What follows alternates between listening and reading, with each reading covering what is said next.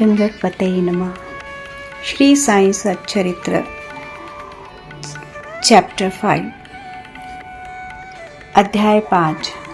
चाँद पाटिल की बारात के साथ श्री साईं बाबा का पुनः आगमन, अभिनंदन तथा श्री साईं शब्द से संबोधन, अन्य संतों से भेंट, वेशभूषा व नित्य कार्यक्रम, पादुकाओं की कथा, मोहिद्दीन के साथ कुश्ती, मोहिद्दीन का जीवन परिवर्तन, जल का तेल में रूपांतरण, मिथ्या गुरु, जौहर अली।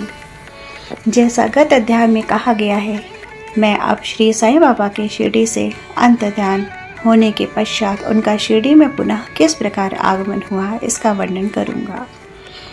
चाँद पाटिल की बारात के साथ श्री साईं बाबा का पुनः आगमन। जिला औरंगाबाद निजाम स्टेट के धूप ग्राम में चाँद पाटिल नामक एक धनवान मुस्लिम रहते थे। जब वे औरंगाबाद जा रहे थे तो मार्ग में उनकी घोड़ी खो गई। 2 मास तक उन्होंने उसकी खोज में घोर परिश्रम किया, परंतु उसका कहीं पता न चल सका। अंत में वे निराश होकर उसकी जीन को पीठ पर लटकाए और औरंगाबाद को लौट रहे थे। लगभग 14 मील चलने के पश्चात उन्होंने एक आम्र वृक्ष के नीचे एक फकीर को चिलम तैयार करते देखा, जिसके सर पर एक टोपी, तन पर कफनी और पास में एक सटका था। फकीर के बुलाने पर चाँद पाटिल उनके पास पहुंचे। जीन देखते ही फकीर ने पूछा, यह जीन कैसी? चाँद पाटिल ने निराशा के स्वर में कहा, क्या कहूँ, मेरी एक घोड़ी थी, वह खो गई है और यह उसी के जीन है। फकीर बोले, थोड़ा नाले की ओर भी तो ढूंढो। चाँद पाटिल नाले के समीप गए तो अपनी घोड़ी को वहां चलते देखकर उन्हें महान आश्चर्य हुआ। उन्होंने सोचा कि फकीर कोई सामान्य व्यक्ति नहीं, वरन कोई उच्च कोटि का मानव दिखलाई पड़ता है। घोड़ी को साथ लेकर जब वे फकीर के पास लौट कर आए, तब तक चिलम भरकर तैयार हो चुकी थी। केवल 2 वस्तुओं की और आवश्यकता रह गई थी। एक तो चिलम सुलगाने के लिए अग्नि और द्वितीय साफी को गीला करने के लिए जल की। फकीर ने अपना चिमटा भूमि में घुसेड़कर ऊपर खींचा तो उसके साथ ही एक प्रज्वलित अंगारा बाहर निकला। वह अंगारा चिलम पर रखा गया। फिर फकीर ने सटके से जो ही बलपूर्वक जमीन पर प्रहार किया तो वहां से पानी निकलने लगा और उसने साफी को भिगोकर चिलम को लपेट लिया। इस प्रकार सब प्रबंध कर फकीर ने चिलम पी और तत्पश्चात चाँद पाटिल को भी दी। यह सब चमत्कार देख चाँद पाटिल को बड़ा विस्मय हुआ। चाँद पाटिल ने फकीर ने अपने घर चलने का आग्रह किया। दूसरे दिन चाँद पाटिल के साथ फकीर उनके घर चला गया और वहां कुछ समय तक रहा। पाटिल धूप ग्राम का अधिकारी था और बारात शिरडी को जाने वाली थी, इसलिए चाँद पाटिल शिरडी को प्रस्थान करने का पूर्ण प्रबंध करने लगा। फकीर भी बारात के साथ हो गया। विवाह निर्विघ्न समाप्त हो गया और बारात कुशलतापूर्वक धूप ग्राम को लौट आई, परंतु वह फकीर शिरडी में ही रुक गया और जीवन पर्यंत वहीं रहा। अब हम जानते हैं फकीर को साईं नाम कैसे प्राप्त हुआ। जब बारात शिरडी में पहुंची तो खंडोवा मंदिर के समीप म्हालसापति के खेत में एक वृक्ष के नीचे ठहराई गई। खंडोवा के मंदिर के सामने ही सब बैलगाड़ियां खोल दी गईं और बारात के सब लोग एक एक करके नीचे उतरने लगे। तरुण फकीर को उतरते देख म्हालसापति ने आओ साईं कहकर उनका अभिनंदन किया तथा अन्य उपस्थित लोगों ने भी साईं शब्द से ही संबोधन कर उनका आदर किया। इसके पश्चात वे साईं नाम से प्रसिद्ध हो गए।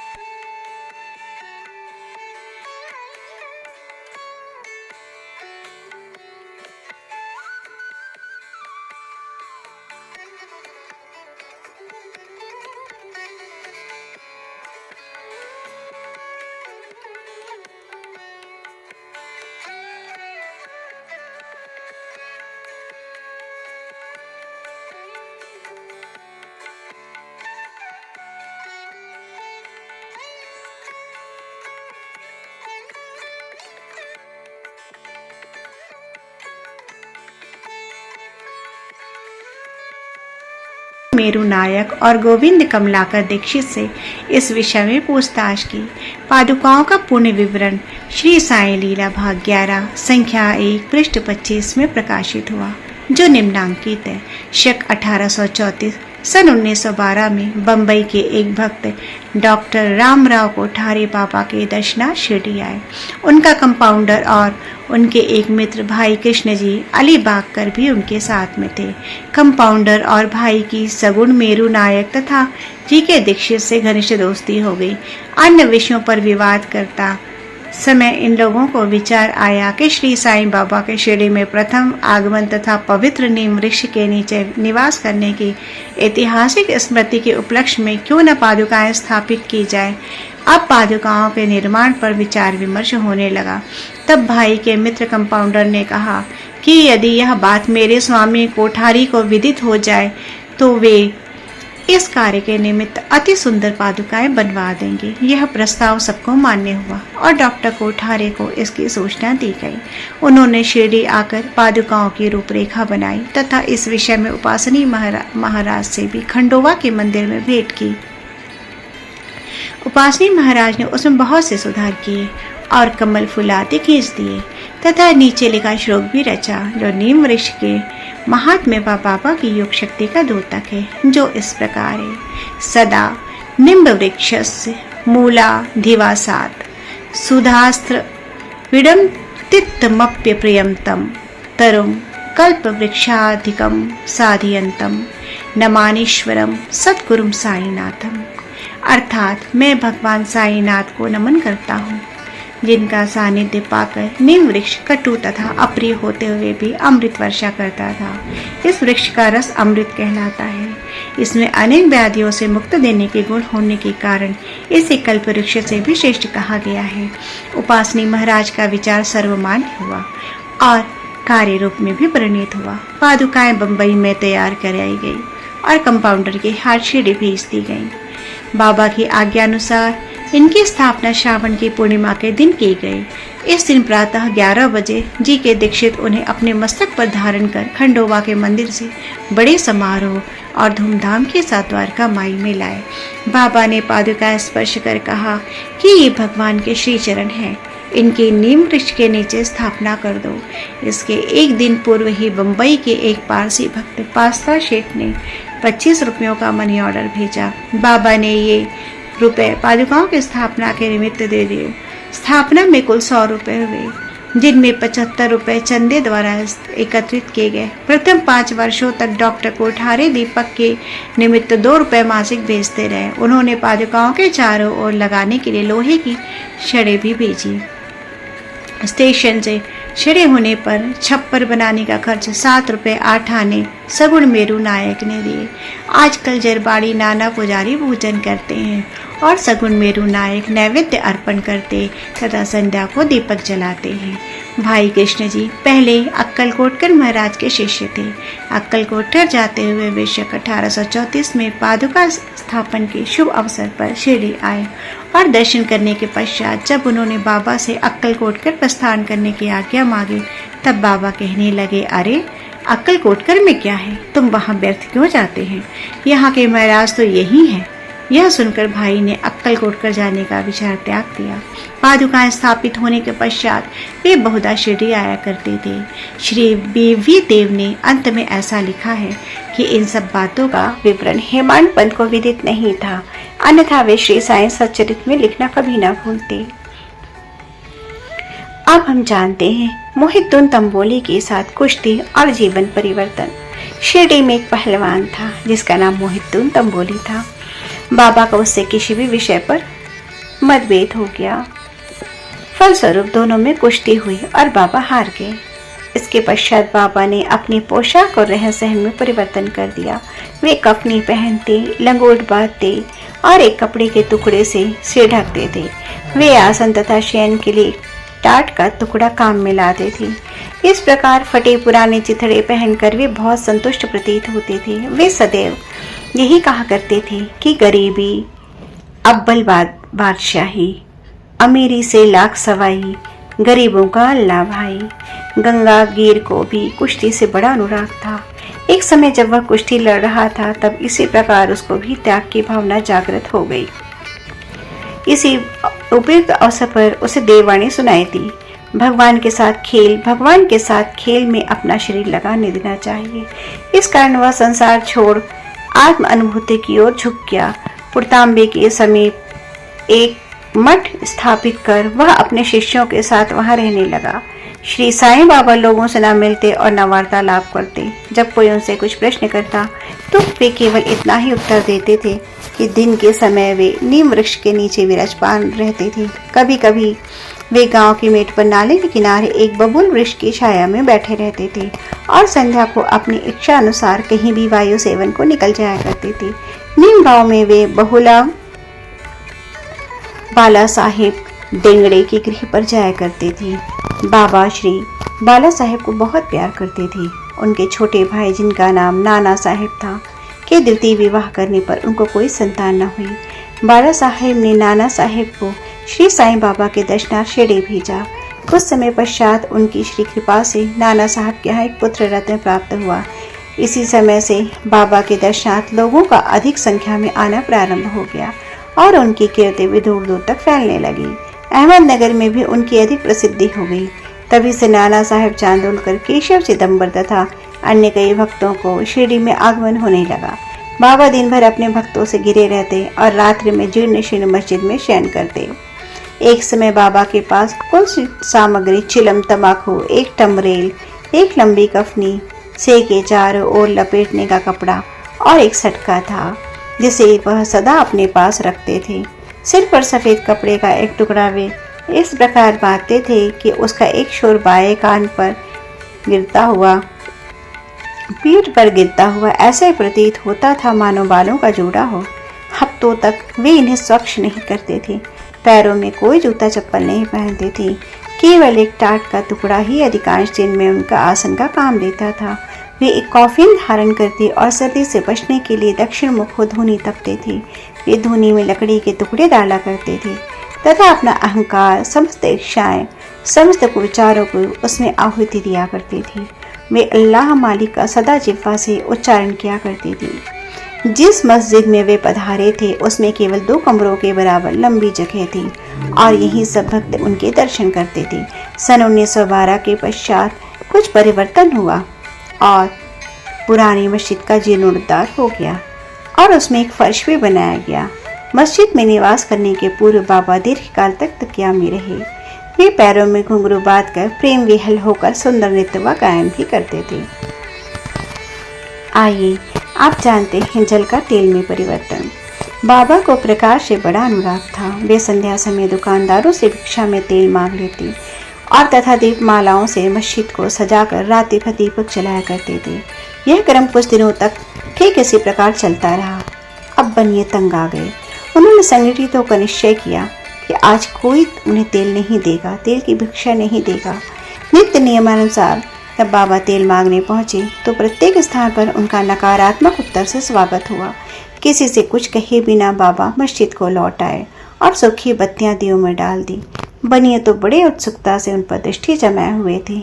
बाबा ने टमरेल उठाया जिसमें बिल्कुल थोड़ा सा तेल था और पानी मिलाया और वह तेल मिश्रित जल वे पी गए।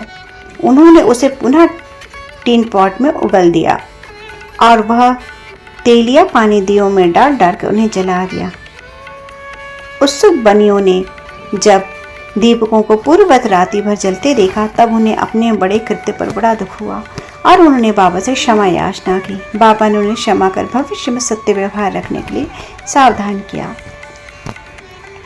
आइए अब जानते हैं मिथ्या गुरु जौहर अली। उपयुक्त पंडित कुश्ती के 5 वर्ष पश्चात जौहर अली नाम के फकीर अपने शिष्यों के साथ राहता आए। वे वीरभद्र मंदिर के समीप एक मकान में रहने लगे। फकीर विद्वान था। कुरान की आयतें उसे कंठस्थ थी। उसका कंठ मधुर था। गांव के बहुत से धार्मिक और श्रद्धालु जन उसके पास आने जाने लगे। उसका यथा योग्य आदर होने लगा। लोगों से आर्थिक सहायता प्राप्त कर उसने वीरभद्र मंदिर के पास एक ईदगाह बनाने का निश्चय किया।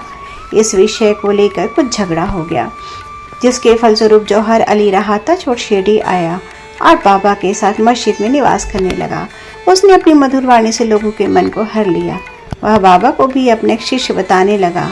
बाबा ने कोई आपत्ति नहीं की और उसका शिष्य होना स्वीकार किया। तब गुरु और शिष्य दोनों पुनः राहता में आकर रहने लगे। गुरु शिष्य की योग्यता से अनभिज्ञ था, परंतु शिष्य गुरु के दोषों से पूर्ण परिचित था। इतने पर भी बाबा ने कभी भी इनका अनहित नहीं किया, अनादर नहीं किया और पूर्ण लगन से अपना कर्तव्य निभाते रहे। उनकी अनेक प्रकार की सेवा की। वो दोनों कभी कभी शिरडी भी आया जाया करते थे, परंतु मुख्य निवास उनका राहता में ही था। श्री बाबा के प्रेमी भक्तों को उनका दूर तक राहता में रहना अच्छा लगता था, इसलिए वे सब मिलकर बाबा को शिरडी वापस लाने के लिए गए। इन लोगों के ईदगाह के समीप बाबा से भेंट हुई और उन्हें अपने आगमन हेतु बतलाया। बाबा ने उन लोगों को समझाया कि फकीर बड़े क्रोधी और दुष्ट व्यक्ति हैं, वे मुझे नहीं छोड़ेंगे। अच्छा हो कि फकीर के आने के पूर्व आप लोग लौट जाइए। इस प्रकार वार्तालाप हो ही रहा था कि इतने में फकीर आ पहुंचे। इस प्रकार अपने शिष्यों को वहां से ना जाने दे के खूब प्रयत्न करते देख वे बहुत ही क्रुद्ध हो गए। उन्हें लगा कि वो उनको ले जाने आए हैं, तो कुछ वाद विवाद के पश्चात स्थिति में परिवर्तन हो गया और अंत में यह निर्णय हुआ कि फकीर व शिष्य दोनों ही शिरडी में निवास करें। इसलिए वे शिरडी आकर रहने लगे। कुछ दिनों पश्चात देवीदास ने गुरु की परीक्षा की और उसमें कमी पाई। चांद पाटिल की बारात के साथ जब बाबा शिरडी आए, उससे 12 वर्ष पूर्व देवीदास लगभग 10 या 11 वर्ष की अवस्था में शिरडी आए और हनुमान मंदिर में रहते थे। देवीदास सुडौल सुंदर आकृति के तीक्ष्ण बुद्धि के थे। वे त्याग की साक्षात मूर्ति तथा अगाध ज्ञानी थे। बहुत से सज्जन जैसे तात्या कोटे, काशीनाथ व अन्य लोग उन्हें अपने गुरु सम्मान मानते थे। लोग जौहर अली को उनके सम्मुख लाए। विवाद में जौहर अली बुरी तरह पराजित हुआ और शिरडी छोड़ बैजापुर भाग गया। वह अनेक वर्षों के पश्चात शिरडी आया। श्री साईं बाबा के चरण की वंदना की। उसका यह भ्रम कि वह स्वयं गुरु था और श्री साईं बाबा उसके शिष्य थे, अब वह दूर हो चुका था। श्री साईं बाबा उसे गुरु समान ही आदर करते थे। उनका स्मरण कर उसे बहुत पश्चाताप हुआ। इस प्रकार श्री साईं बाबा ने अपने प्रत्यक्ष आचरण से आदर्श उपस्थित किया कि अहंकार से किस प्रकार छुटकारा पाकर शिष्य के कर्तव्यों का पालन कर किस तरह आत्मानुभव की ओर अग्रसर होना चाहिए। ऊपर वर्णित तथा म्हालसापति के कथानुसार अगले अध्याय में रामनवमी का त्योहार, मस्जिद की पहली हालात एवं पश्चात उसके जीर्णोद्धार इत्यादि का वर्णन होगा। श्री सद्गुरु साईनाथ समर्पणमस्तु। शुभम भवतु।